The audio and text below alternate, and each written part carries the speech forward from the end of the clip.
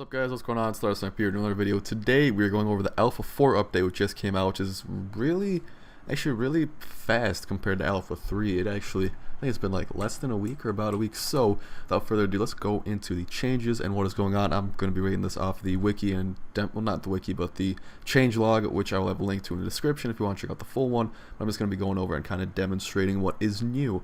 So first off on the list we have scrap metal recipes from the hubcaps, car air filters, and candy tin cans. So if you plop them in there, you can make a bunch of scrap metal, which is what I was expecting. I was expecting that to already be in the game, but they did add it, so you can now turn that. Car air filters turn out 3.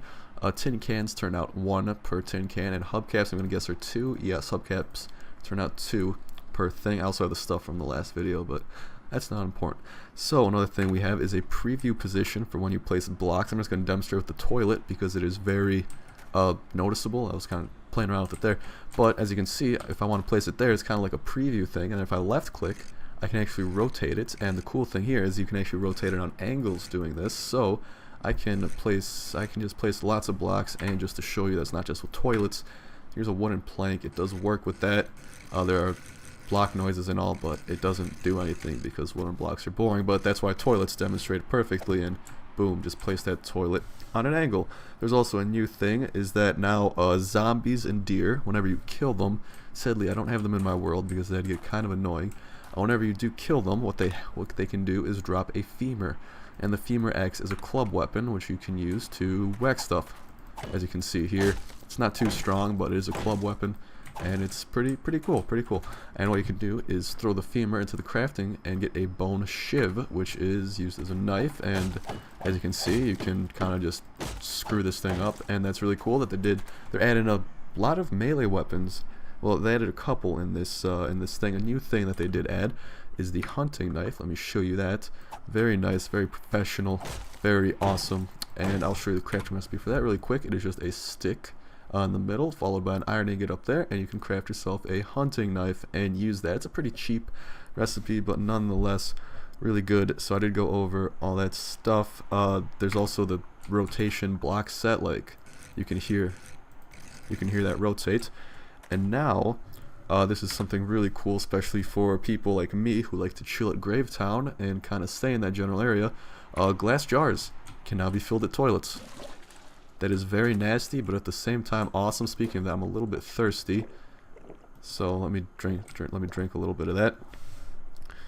And there you go. Now another thing, I'm not really going to demonstrate too much, it's just kind of a little thing, is there's a reduced polygon density on the barbed wire, candy tin, landmine, and that stuff. So maybe I will show it really quickly. I didn't notice a difference, so I didn't really want to show it, but you might be able to notice a difference from last time. So there's just going to be, when you place that, there are less polygons on it. I don't want to step on that. That'd be disastrous, and I'd probably die.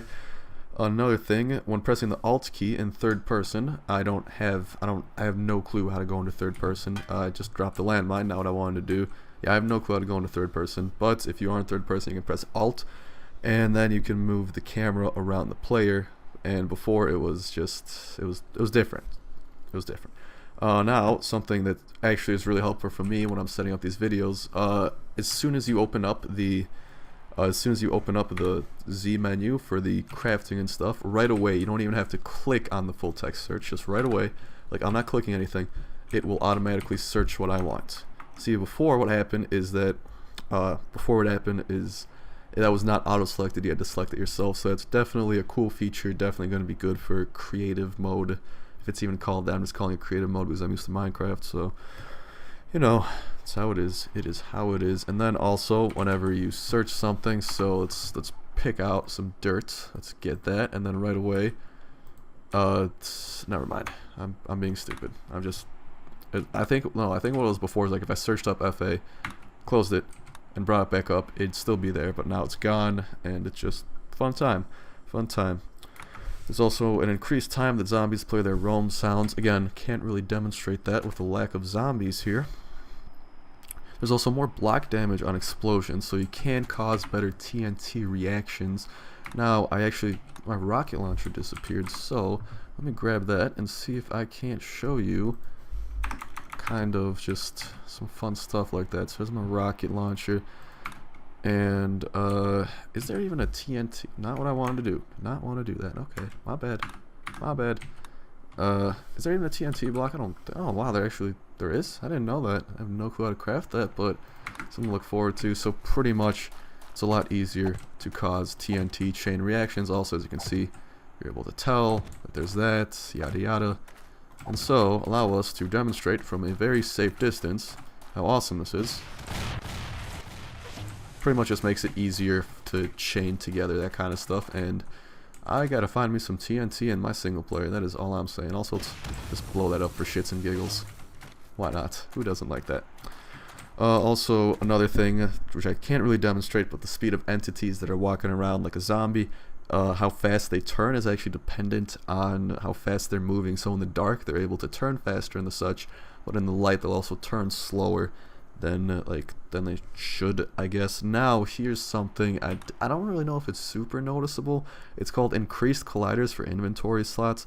Pretty much what I interpret that as is that it kind of makes it look better. It might just be a placebo effect. Right here, you can see a little bit of a gap vertically, but horizontally there is no gap. They're right next to each other, and I don't know. It definitely looks cool.